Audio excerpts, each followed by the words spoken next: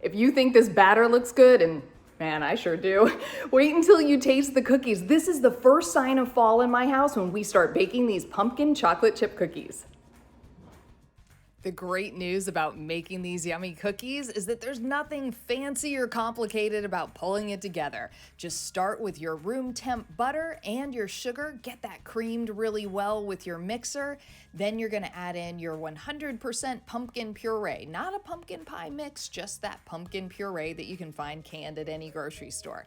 Add in your eggs, get that all mixed together real well, and then you're gonna add in your dry ingredients, which is a mixture of flour, I use gluten-free, and then your cinnamon, your baking powder, baking soda, and a little bit of salt.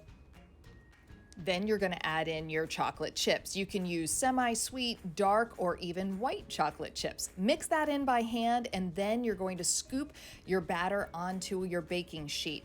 These bake up really light and kind of cake-like, so if you leave them in a mound, that's how they're gonna bake. So I like to flatten them out. You can either use your fingertips, you can use the back of a measuring cup like you're seeing here. I dip it in a little water so that it doesn't stick, or you could just use the back of your spoon or your scoop to kind of flatten them out a little bit so that they aren't quite as puffed up.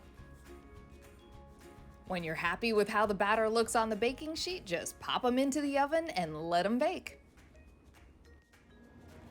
So here are the pumpkin chocolate chip cookies out of the oven. Let them cool for about 5 to 10 minutes. That way when you pick them up, they don't fall apart. Look at how beautiful that is and all those chocolate chips on the bottom. So it only takes about 30 minutes to whip them up and then 5 to 10 minutes to let them cool before you can enjoy these yummy cookies. You can find this recipe and many more at homewithshay.com. Shay Bryant, ABC Action News.